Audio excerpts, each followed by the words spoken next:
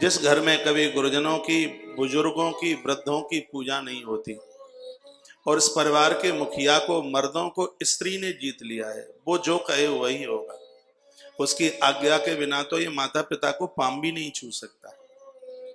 उसकी आज्ञा के बिना तो ये माँ बाबूजी के पास भी नहीं बैठ सकता। उसकी आज्ञा के बिना तो माता पिता थोड़ा दूर रहते हैं तो उनको मिलने को भी नहीं जा सकता। भगवान नारायण कहते हैं, गरुण ऐसे व्यक्ति की दुर्गति होती है, उसको तो मैं भी नहीं बचा सकता, क्या करूं। मैं भी जब धरती पर अवतार लेता हूं, माता पिता के लिए बन बन भटकता हूं। राम को आप देखिए, माता पिता के लिए राम बन बन के हो गए। प्राणों की आहुति डालने पर भी यदि माता पिता का हम भला कर सकते हैं तो हमें करना चाहिए। इसी गरुड़ पुराण में लिखा है, उनके देव कार्य व्यर्थ चले जाते हैं जो पितृ कार्यों की महिमा नहीं समझते, जो पितृ कार्य में अपने कदम आगे नहीं बढ़ाते। मैं अपनी बहनों को बहुत निवेदन करना चाहूंगा, मेरी भगनियां आप मुझे सुने, तुम्हारी वजह से यदि तुम्हारा पति तुम्हारे सासू ससुर से अलग हो गया है तो इस धरती पर जघन्य अपराधनी तुमसे बढ़कर कोई दूसरा ना हो पाए। ये गलती मत कर बैठना यदि अपने इस भाई की बात आप मानते हैं तो। और मैं हमेशा तुम्हारे पक्ष में खड़ा हूं। तुम्हारी आंख के आंसुओं को देखकर, कष्ट के आंसुओं को देखकर मुझे रोना आता है। कौन अपनी भगनी का उत्थान नहीं चाहेगा। मैं भी आप सबका उत्थान चाहता हूं, आपके बच्चे लायक बने, आपको ऊंचाई मिले। मैंने तो हमेशा ग्रंथों में यह पढ़ा था, जो पूर्वजों को स्वर्ग दे दे उसे पुत्र कहते हैं, जो स्वर्ग को धरती पर उतार दे उसको पुत्री कहते हैं, और जो घर को ही स्वर्ग बना दे उसको पुत्र वधू कहते हैं। अब उनमें से आप क्या कर रहे हैं, ये चुनाव आप कर लीजिए। पढ़े लिखों का समाज है लेकिन अज्ञान की कमी नहीं है। पढ़े लिखे लोगों का समाज है, धर्म के नाम पर अंगूठा भी नहीं लगाना आता।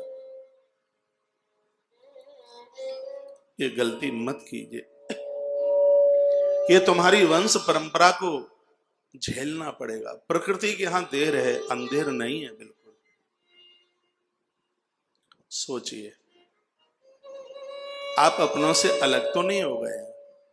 मैं बहुत प्रमाण के साथ कहता हूं, आप चाहे जितने व्रत उपवास कर लेना, चाहे जितने ग्रंथों में वर्णन है, बाबाजियों के पाम छू छू करके चमड़ा नोच लेना पाम का, मैं अपनी गर्दन कटा दूं यदि कोई साधु, कोई महात्मा, कोई महापुरुष उद्धार करके बता दे तो। उद्धार तब होगा जब घर को आप स्वर्ग बना देंगे। ये काम तुम्हारा है। अतिथि का आदर करो, मान करो, सम्मान करो, वृद्धों को आदर दो। ये बूढ़े हैं, इनका स्वभाव कर्कश है, मुझे पता है। उन्होंने दुनिया बहुत पहले से देखी है, वो तब के जन्मे हैं, तब ये सब नहीं था जो आज है। उनका स्वभाव कर्कश है। एक पिता बहुत गुस्सा में कह देते, इससे तो बढ़िया तू मर जाए तो ज्यादा ठीक है, लेकिन वो यहां से बोल रहा है, वो यहां से नहीं बोलता। उसके हृदय में बड़ी सद्भावना है।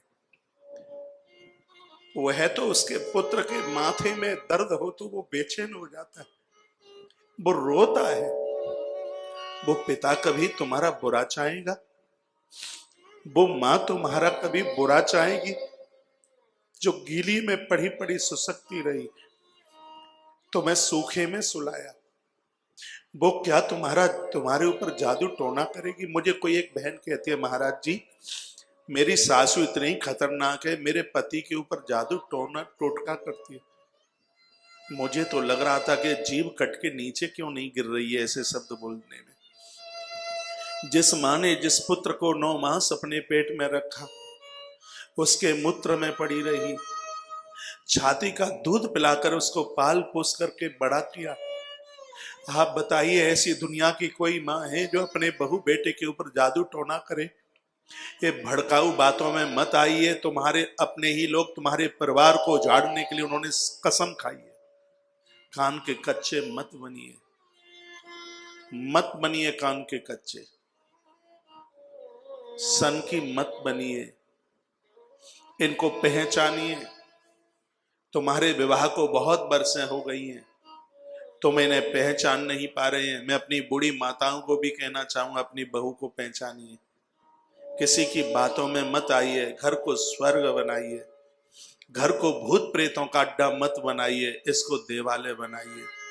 जिसका घर मंदिर नहीं है, वृंदावन का बिहारी जी का मंदिर कुछ भला नहीं कर पाएगा। पहले घर को बढ़िया मंदिर बनाइए, फिर तीर्थों के मंदिर में जाकर आनंद लाभ प्राप्त कीजिए। जब यही मरघट बना रखा है तो वृंदावन का मंदिर क्या करेगा? ऐसी थोती बातें अपने हृदय से बाहर निकालिए, जिनका कोई मजूब नहीं है, आधार नहीं है।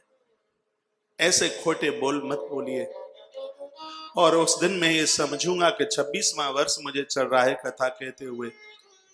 यह मेरी यात्रा सफल हुई है जब इस धरती के मेरे संपूर्ण भाई और मेरे संपूर्ण बहनें माता पिता को भगवान नहीं, माता पिता को भगवान से ऊपर समझे। मुझे लगेगा कि यह मेरी अध्यात्म की यात्रा सफल हो गई है। सत्य यही है, मैं भगवान की पवित्र व्यासपीठ पर बैठा हूं।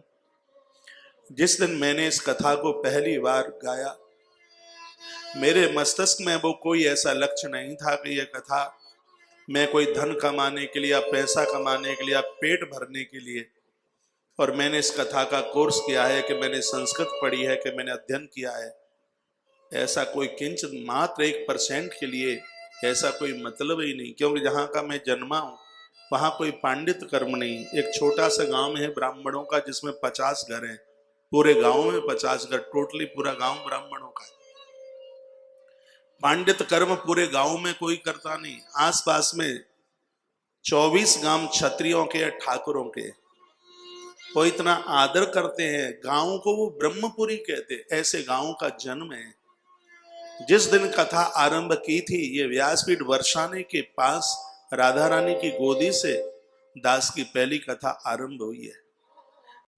जय श्री कृष्णा, जय श्री राम, जय गौ माता, जय राधे श्याम। ओम ओम।